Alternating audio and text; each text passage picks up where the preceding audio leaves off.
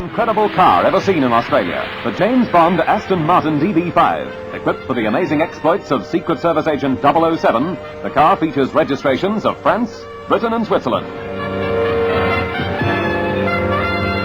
Also convenient is the radio telephone, an electrically operated radar scanner here on the rear vision mirror, together with inbuilt radar screen.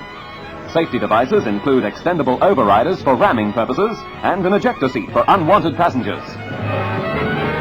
Twin Browning machine guns serve as an effective deterrent for James Bond enemies, as does the rear bulletproof shield.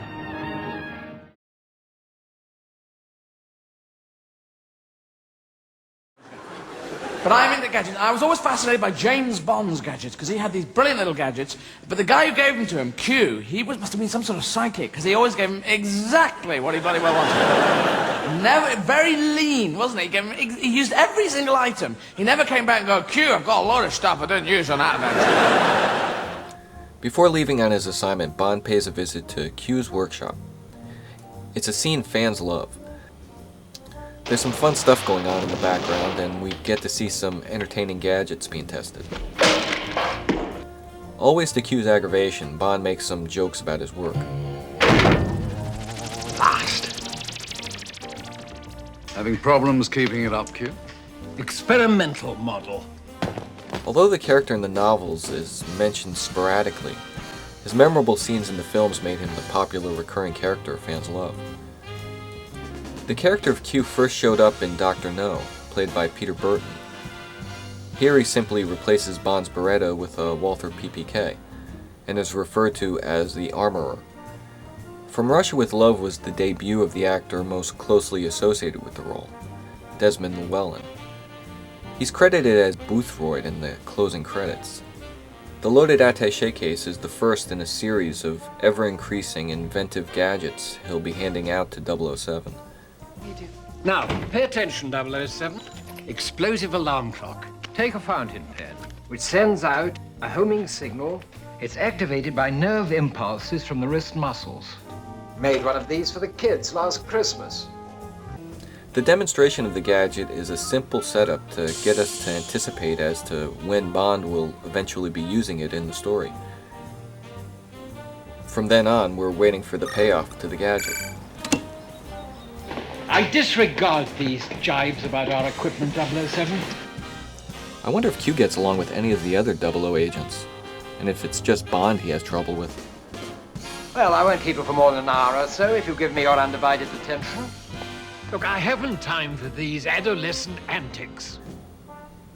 Q always demands that Bond return everything to him in working condition. But I mean, what are the odds that that will happen?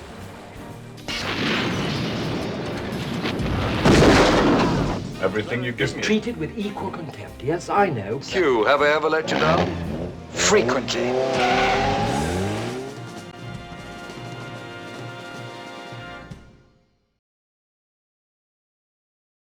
Taxi. Mr. Bond, sir? Yes? I'm Mr. Jones, sir. Chauffeur from Government House. I've been sent to get you. Well, that's fine, Mr. Jones. You can drop my luggage off at the hotel on the way. Now, hang on a minute, will you? I want to check my reservation. Oh, I can do that. No. You just take care of the bags.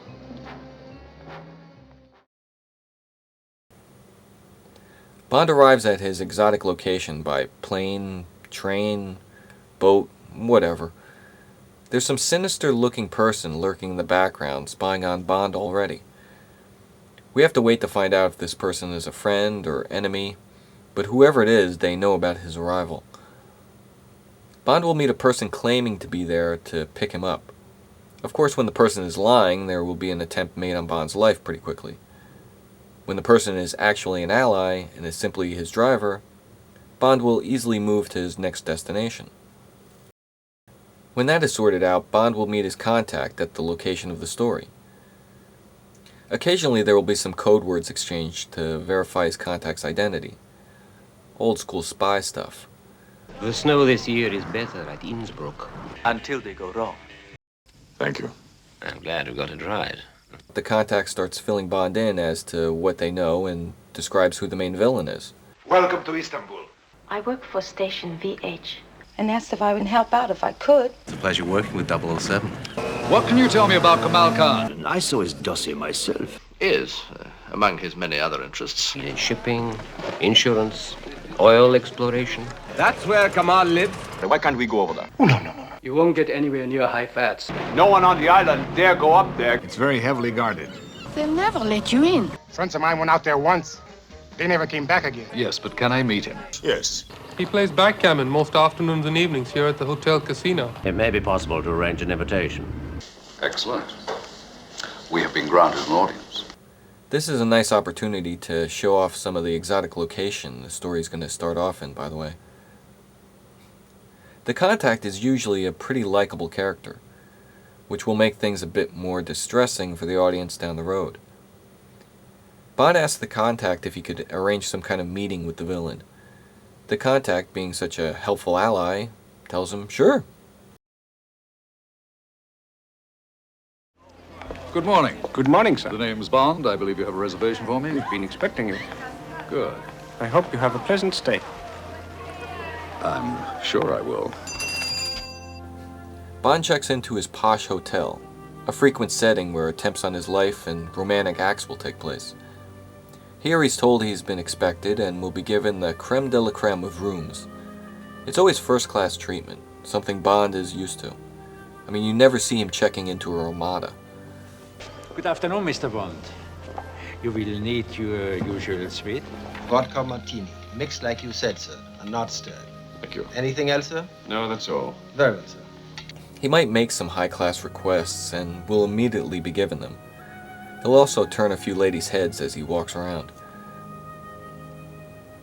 When he gets into his hotel room, his spy antenna will immediately go up and he'll start checking things out, looking for bugs or cameras, anything suspicious.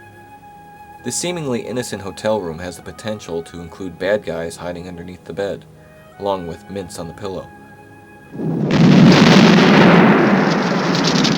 What's that? Mr. Bond! Proof that we made the right decision. About what, darling? Your place or mine. Bond will not be safe anywhere, and he'll always have to be on his guard.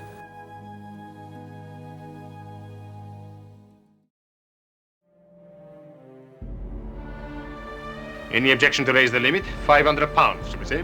Too big for me. Count me out, too. Perhaps you'd like to take the shoe. My friend. Mine. Mr. Bond. Oh, yes. Mr. Bond. One of my associates spoke about you. Nothing bad, I hope. Bond, all decked out in his awesome clothes, gets to where the villain is enjoying some relaxing time at a local hotspot. This typically takes place in a casino, but it can be anywhere where Bond can demonstrate his formidable skills and trump the villain somehow. Four! Seems terribly difficult. No, it isn't, is it? The villain will be smart, powerful, and dangerous. He's seemingly Bond's equal in many ways.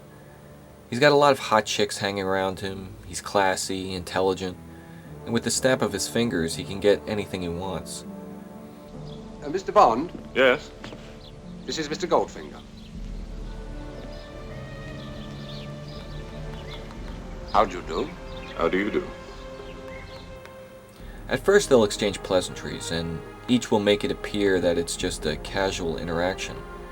But soon there will be some tension, and they'll be tossing out subtle threats to each other. And sometimes not so subtle. Spend the money quickly, Mr. Bond. I intend to. Kamal Khan. Bond might have thought that he was pulling one over on the villain, but he's already onto him and can see Bond will cause him some headaches. Being a secret agent, Bond might use a cover and a fake name and background and all that. But when he's feeling really ballsy, he'll just come out with his timeless introduction. Bond. James Bond. Too bad they couldn't copyright that intro. Anytime anyone says their last name first, then full name, it registers as a James Bond homage. I mean, no one can ever use that way of introducing themselves without you thinking James Bond. It's such a simple way of saying one's name, and the Bond character has really made it his own. Anyway, Bond will win in this first battle against the villain. The villain will clearly be pissed and tell his henchmen to check him out, or even worse, to take care of him. but they'll say it much more eloquently in their cool villain vernacular. Kill him.